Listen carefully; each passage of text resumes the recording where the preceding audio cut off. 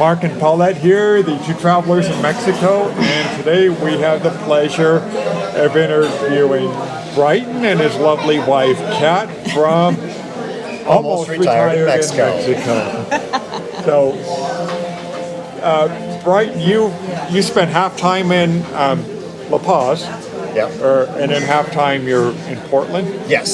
So we part of why La Paz works for us. La Paz gets very hot in the summers, and so by going back to the United States in the summers up to Portland, where it's really nice and beautiful during the summer, we don't have to live through the summers of Portland. So versus where you guys are, I think has beautiful weather year round. Yeah. So La Paz, what attracted you to La Paz? Oh, I'm going to let Kat take that one. Oh, yeah. Okay. So, there's some people from the U.S. and Canada and other places who come here and they plan a lot, right? Which is wonderful. They do research. Brighton and I were the opposite of that. We came here on a quick birthday trip and we fell in love with La Paz in 2 hours? And we've actually put spontaneous. It was very spontaneous. We hadn't even heard of La Paz before planning the trip. Oh, that's funny. Yeah, and then we put an offer down on a house within 24 hours. Wow. It was crazy. Oh my gosh, that is crazy. Isn't it? And luckily it's worked out beautifully.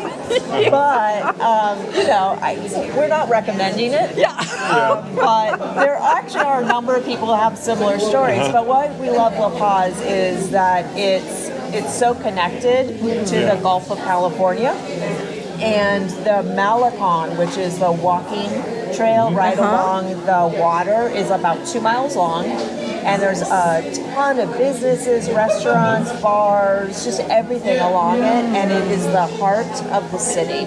And on Sunday nights, everyone comes out, all the families, they come out and they all walk it, and it's exciting, and it's got a small expat foreigner community, but really tight. And you've been there for how long now, you guys? 6 years. 6 years, Wow. 6 winters. Wow. Okay. So, you brought up something that we've experienced a lot too, is Mexico is a very family, outdoors-oriented culture and stuff too, which can be a bit of a culture shock coming from the U.S. where we maybe don't experience that so much. I It's love very, it. very family-oriented here, multi-generational, very common. We see that a lot in La Paz. And La Paz is a tourist destination for a lot of Mexicans, from Mexico City or Guadalajara or Monterrey. So there's a lot of tourist infrastructure, but it's not tourist infrastructure the way that it is in Cabo or Cancun or something where it's geared towards foreigners. It's a lot of tourist infrastructure geared towards Mexicans. Right. That's one place we have not visited yet. Is it humid there? No, it is not too humid. Oh, that's nice then. It's pretty dry. Okay. That's really good. So, in terms of a climate, would it be can you relate it to a climate somewhere in the United States? Would it be like San Diego or Southern California-ish? It's warmer than San Diego. It gets pretty hot in the summer. Hot being like the high 90s? Yeah, the high 90s, pretty typical, but not hot like Arizona hot. Oh, gotcha. And a little more humidity than Arizona. So. Oh, well, that's a good explanation right there. We go. Nailed it on that one. There we go. So what is it? There are a lot of things to do in Baja and La Paz. You can go whale watching as an example, or a few other things too. I imagine it's a lot of nice beaches. Yes. Yeah, gorgeous beaches. Getting in the water is very popular in La Paz. Going snorkeling with sea lions or scuba diving, things like that. That really is pretty amazing. But we're still working, so we are almost retired. We're getting there. We're just a few years away, hopefully, or a few years away, and then maybe a few more than a few years away. Okay. So we're still keeping ourselves pretty busy at work. Are you a certified scuba diver? I am a certified scuba diver, so am I. very good. Yeah, Patty for me. Yes, Patty for me too. Something in common. Something in common. But I don't suppose in San Luis that there's much scuba diving going on. No. Not on purpose, no. if there is, you've had some kind of horrific accident. But We have a beautiful mountain range. yeah, Do you? Yeah, it is gorgeous. like San Luis is like around 6,200, 6,400 feet above sea level. Oh, wow. What are you guys at? Sea level. Yeah, sea level, we're like, yeah. I think we're below sea level. Yeah, our house is probably -1. So yeah, so our house in La Paz, it's we got very lucky. It's right on the water. So we have coffee on we call it our beach veranda. Nice. Every morning we watch all the birds. So basically we walk the dogs along the beach every morning. Oh, that's and nice. It's a really, really That's nice nice. life. It's a nice life. Yeah. Yeah, so you guys are drinking your coffee and looking out at your beach. I'm drinking my coffee, looking out at my mountains. It's either way, it's a slice of heaven. Either way, it involves coffee. Yeah, That very too. true too. That too. And good coffee at that, I'm sure. Yep. So tell us more about La Paz. Sorry. Yeah, it is, as I mentioned, it's a tourist town for Mexicans. So but it's also the state capital. Yeah. So I want to say it's around 200 to 300,000 people. A lot of people that work in government. So it seems like a town that will never get overrun with foreigners or overrun with tourists because there's so much local business taking place there. So Nice. it feels like a real Mexican town. It doesn't feel like a tourist trap type of thing. We're actually in a place called El Centenario, which is like kind of a colonia. It's 20 minutes from downtown, but it looks across the Bay of La Paz at La Paz. So the moon rises over La Paz for us. So it's a gorgeous place. I imagine. Yeah. So we have margaritas on our beach veranda at night. Oh, what a tough Life life. is rough, isn't It always it? ends up on the beach veranda. Yeah. Coffee during the day.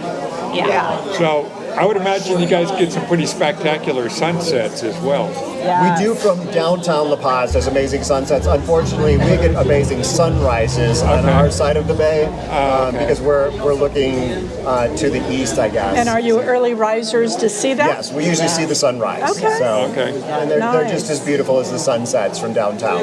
Very So nice. I got to ask this for all my late night partier friends. Is that the sunrise because you've stayed up from the night before? Oh, no. Or are you just early risers? We practice Baja midnight, which is 9 p.m. Okay. Which is get home and get into bed early and get up early. Right, and it's kind of a joke in La Paz because all of the foreigners, the expats, go to bed at Baja midnight, which is 9 p.m., but that's when all the local Mexican families are going out to dinner. Yep. Yeah. So it's a good shift change in the restaurants.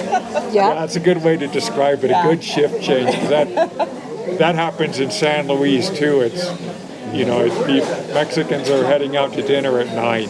Yeah.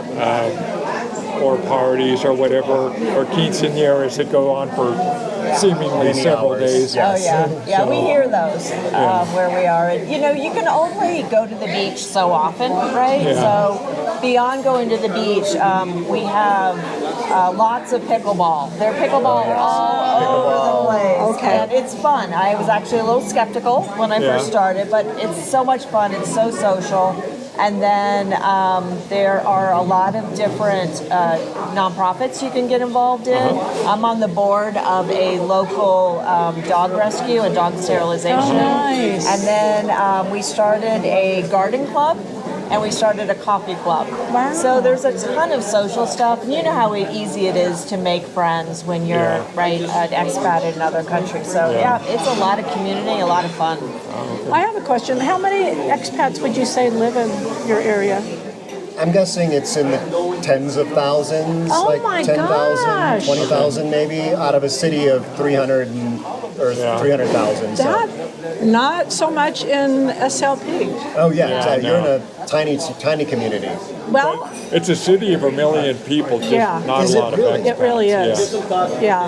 And it's kind of, you got your outskirts and stuff like that. Like we have a big BMW plant that's there. So there's a lot of Germans that come over on a lot contract. of, like, true expats. But then they kind of hover to themselves and stay in the gated community, so you don't really see them. Yeah. So it's rare when you're walking around like Central Historical or something to see another, it's like, another gringo. Yeah, on the outskirts of San Luis, there's a lot of like automotive industry.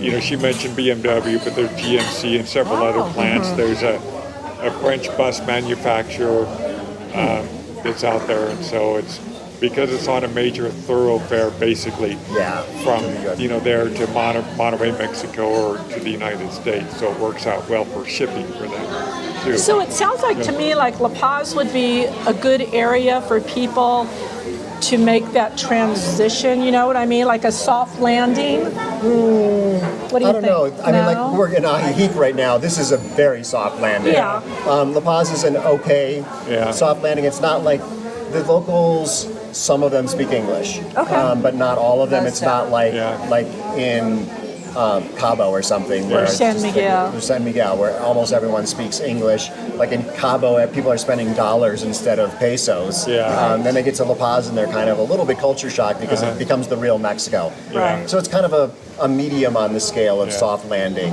Okay. So you can get away with, there are people who don't speak Spanish in La Paz, and they are able to exist. So Brighton, you do I think it's on Sundays. We have get-togethers with people.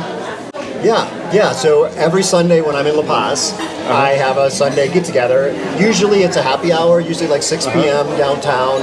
And, I get anywhere from like 7 or 8 to 37 or 38 people. So it's kind of you never know who's going to show up, but it's for people who are subscribers to the channel, but also people who live there, people who are searching.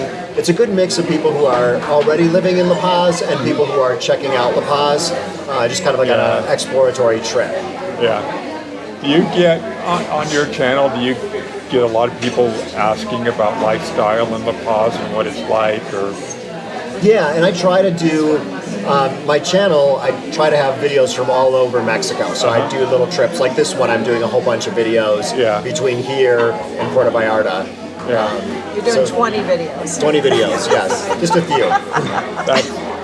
That's more than a few. Yeah, you're better than us. I just tend to make videos without a specific number in mind. I just that's what I came up with in terms of how many interview spots I could put on each day. And I was like, okay, that's how many I'm going to do. Okay.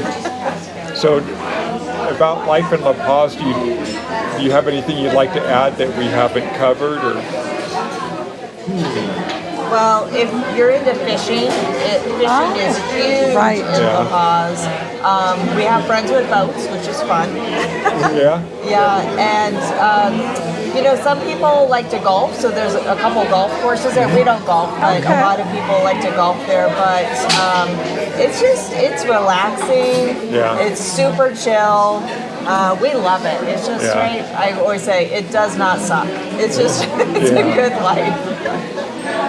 What is there anything like specifically you think that people from the U.S. would appreciate about it? Other than like the tranquility of it all, or? I think the people, most of Mexico, the people are extremely welcoming. Right, to foreigners. And if you're learning Spanish, or you're as long as you're trying. Right, that's all that matters. And people are so nice. And I get lost a lot. And people are like, oh yeah, turn here, turn there. I think that's one of the nice things about La Paz. It doesn't have such a big tourist industry, that people are still really authentic and nice. But that's really most of Mexico, outside of like Cabo and the border towns. Most of Mexico is like that. Where you guys are at, is that considered the free zone down that far or not? Boy, we're just getting into a tricky topic now. In some instances, yes. In some instances, no. And that's a big. So, right now. Explain what that is. Yeah. So the free zone or the frontera, one of the big things that is a benefit is you can drive as a permanent resident, which we're permanent residents, you can drive a U.S. plated car, which you cannot do on the mainland. But there's a lot of confusion as to whether Baja California Sur is part of the free zone or if it's just Baja California. It's been accepted that both are, but no one knows where it's written down. Gotcha. So the Baja Peninsula is long, and it's made up of 2 states, Baja California North and Baja California South, and we live in the South, and that's where the confusion. Oh, yeah. I could see that. So, one other thing, buying property there, like for us, we had to be approved by the Mexican government to buy property in San Luis, but for you guys, did you guys have to do like a trust? Yeah, equivalent to that? A fideicomiso. So pretty much the entire Baja Peninsula requires a bank trust because I think it's anywhere within like 33 miles or 50 kilometers or something of the water or a border. And all of Baja qualifies for that. It just ends up costing us another $500 a year for and we just got to remember to pay it. Yeah. So isn't that like where you lease the property? No, it's not. It's just that it's held in a trust. We're the trustees. We own it. It's just that this bank. It's kind of like, I mean, I can't compare it to having a mortgage in the United States. Gotcha. You know, it's like you own it, but really the bank needs to be involved. Okay. Kat, tell me what you guys would want to share with subscribers that are thinking about moving to Mexico or possibly moving to your area, La Paz. What would you share with them? Kind of information. Well, I think what I would share is if you're thinking about it, do a little bit of research, but don't do too much, right? Like I know so many people get frozen, right? They can't find the right place. Go on some what I call reconnaissance trips or some exploration trips. See what feels good to you, and then when you find it, go ahead and make the leap. I know it can be scary, but you're going to have a great time. You're going to make community. You're going to end up loving it. My advice is be bold, make the leap. It's going to work out. You're going to love it. My advice is very similar, which is to just do it. You don't have to wait till you're retired to move to Mexico. But that is funny because people get into like research paralysis. They just keep researching and researching and not actually. Where they don't make that final decision. Right? Because there's too much information. And you can always undo it. You can always sell, you can move back, you can rent first and then move somewhere else. Absolutely. So if you feel like it doesn't work for you, that's okay too. You know? Natural water? No, mineral, sorry? Mineral? Order timeout. Or natural is... Oh, natural. Over here, sorry. Over here. This is natural? Mineral. Oh, mineral. Okay. This orange? Okay, perfect. Thank you.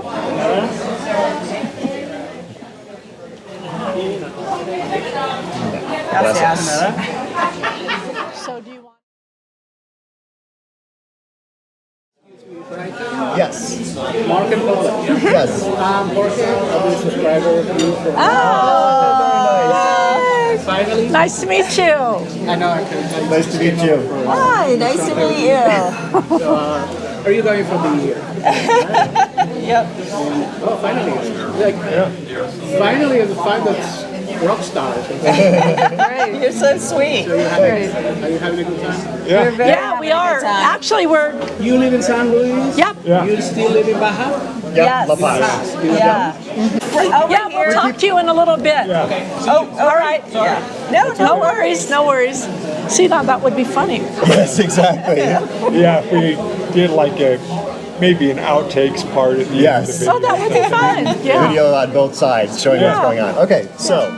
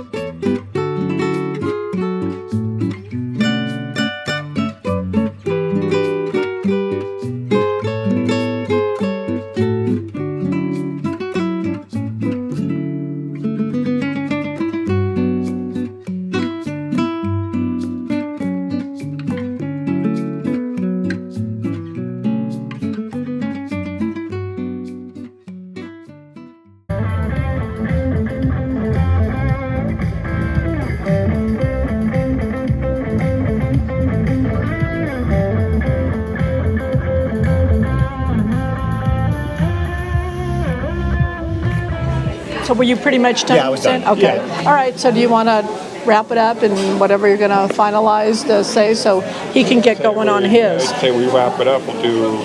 Oh, you know what we always do on the end of our videos? We always, well, I don't know, you can say whatever to wrap it up. And then I usually say, and you guys can join me in it, on the end of the videos I always go, from the two travelers in Mexico, and I blow a kiss, I go. So when I do that, I want you guys to blow a kiss with me, okay? And I'll do what they did. Yeah. That's Okay, his yeah. ending. He'll say what they did, and then he'll point to us. That'll say from the two travelers in Mexico and almost retired in Mexico. Okay, you can say that part. From the two travelers in Mexico and almost retired in Mexico. What they did. Love